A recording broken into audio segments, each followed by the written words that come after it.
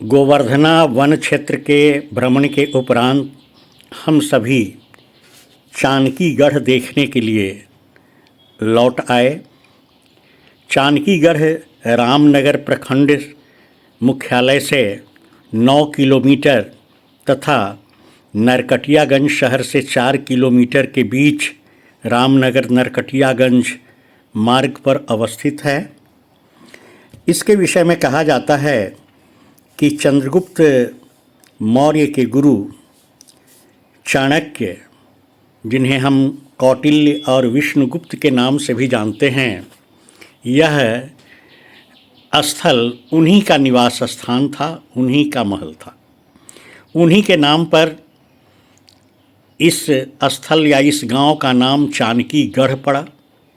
गढ़ का सामान्य अर्थ किला से लिया जाता है। कई बार वह महल के रूप में भी प्रयुक्त होता है।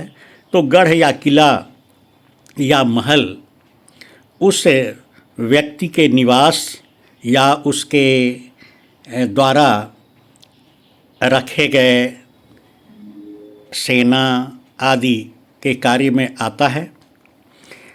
इस जानकीगढ़ के विषय में कुछ लोग यह भी कहते हैं कि दरअसल इसका नाम जानकीगढ़ है, यानी महाराजा जनक का यह मिथिलांचल का क्षेत्र है और उन्होंने ही यह महल बनवाया था और इसमें राज परिवार का निवास था, इसलिए यह जानकीगढ़ भी कहा जाता है। इसे जानकीगढ़ भी कहा जाता है।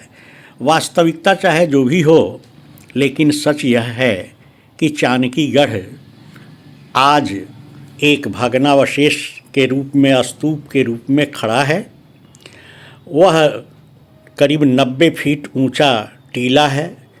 चारों तरफ से वह धीरे धीरे जर्जर होकर ध्वस्त हो गया है और उसमें पुराने समय इस्तेमाल किए जाने वाले लंबे चौड़े आयताकार ईंट प्रयुक्त हुई हैं। कहा जाता है कि बगल के ही एक तालाबनुमा गड्ढे के आसपास ही उन ईंटों का निर्माण हुआ है और उसी से उस भवन या उस स्मारक का निर्माण हुआ था। अनुमान किया जाता है कि यह स्मारक ईसा पूर्व से करीब 300 वर्ष पूर्व का होगा, क्योंकि चंद्रगुप्त मौर्य ने घननंद यानी नंद वंश के अंतिम शासक घननंद को 322 ईस्वी ईसा पूर्व में अपदस्थ कर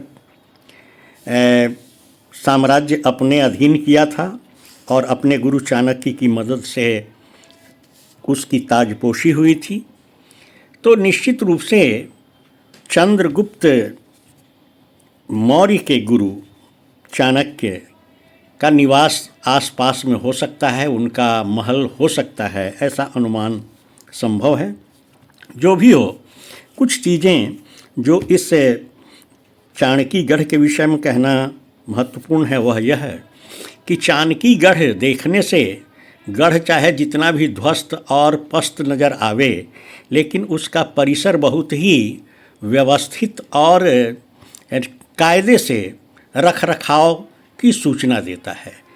चारों तरफ जो क्षेत्र हैं उसमें सुंदर आकर्षक झाड़ियाँ लगाई गई हैं, उनकी कटाई छँटाई आदि की जाती हैं। इस गढ़ की चारों तरफ से बाउंड्री या घेराबंदी हो चुकी है।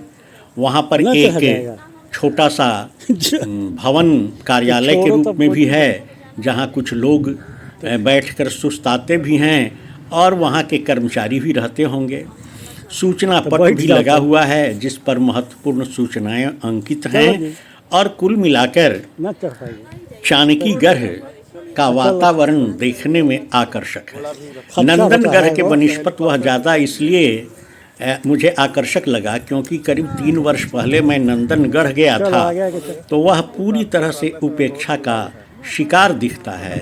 लेकिन जानकीगढ़ का गढ़ चाहे जैसा भी दिख रहा हो, लेकिन उसका परिसर बहुत ही सुनियोजित और सुव्यवस्थित विभाग का यह दायित्व बनता है कि वह ऐसे स्थलों का रख रखाव और सौंदर्यीकरण सुनिश्चित